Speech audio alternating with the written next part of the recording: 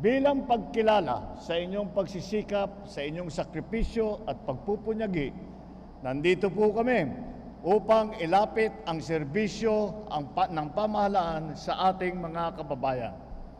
Dama po namin ang hirap na pinagdadaanan ng ating mga manggagawa, lalo na ngayon na tumaas ang presyo ng langis, ng kuryente at ang mga bilihin.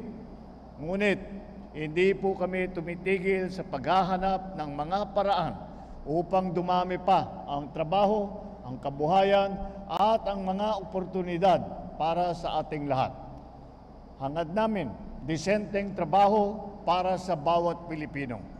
Kaya ako pinapadali ng iba't ibang paraan ng pamumunuan sa bansa upang dumami ang trabaho na available.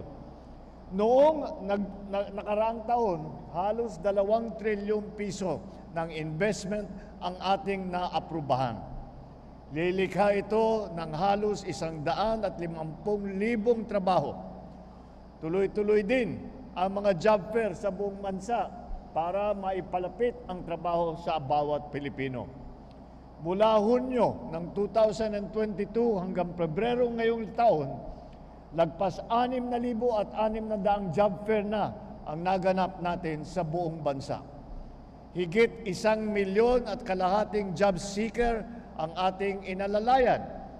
At sa bilang na ito, lagpas 250,000 job seeker ang hired on the spot.